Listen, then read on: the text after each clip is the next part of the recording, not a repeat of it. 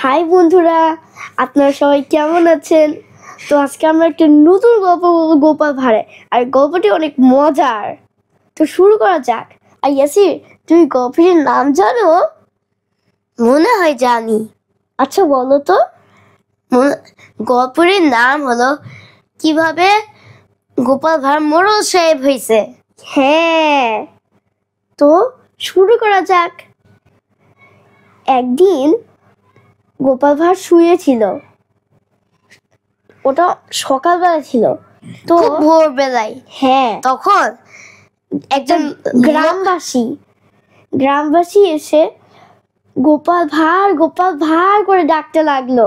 খুব চিৎকার আর করতেছিল, দরজা ঢ্যাং ঢ্যাং করে ঠক দিতেছিল। হ্যাঁ, তারপর চিৎকার দিতে দিতেও গোপাল ভাঁড় একদমই একটা উত্তর দেবে তাও দেয় নাই। গোপাল ভাঁড় চুপটি করে শুয়ে রাখলো। হ্যাঁ, পরে ওই ঘর থেকে বেরই হচ্ছিল না, জেগেই ছিল।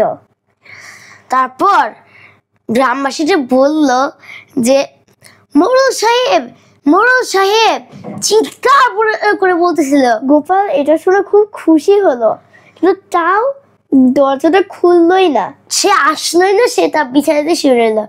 কিন্তু তার গিন্নি এসে তাকে ধমক দিল যে তুমি যাচ্ছ না কেন, একজন তোমাকে ডাকতেছে।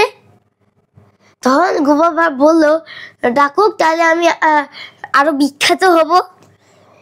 এইভাবে গোপাল ভাঁড় ফেমাস হয়ে যায় এবং আরো শক্তিশালী হয়ে ওঠে।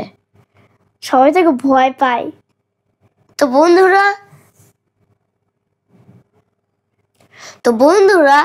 তোমরা কি জানো গোপাল ভাঁড় তখন আসলে ঘুমাচ্ছিল ছিলই না একদম। গোপাল ভাঁড় সে নাটক করতেছিল আসলে। হ্যাঁ, তারপর অনেকজন লোক তাকে ডাকার পর সে এসে বলল কি হলো, আমি তো ঘুমাচ্ছিলাম। এটা একটা মজার গল্প। গোপাল ভাঁড় গিন্নিকে বলল, গিন্নি তো অনেক রেগে গেছিল গোপাল ভাঁড়ের উপর যে সে কোনো উত্তর দিচ্ছিল না।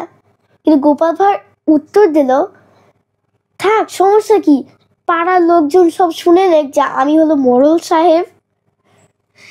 তারপর এখানে শেষ। তো বন্ধুরা, তোমাদের এই গল্পটা কেমন লাগছে? আশা করি তোমাদের ভালো লাগছে। এবং প্লিজ লাইক, শেয়ার, কমেন্ট এবং সাবস্ক্রাইব করেন। তো বন্ধুরা, আশা করি ভালো লাগছে, উপভোগ লাগছে, আমারও উপভোগ লাগছে। তো বাই।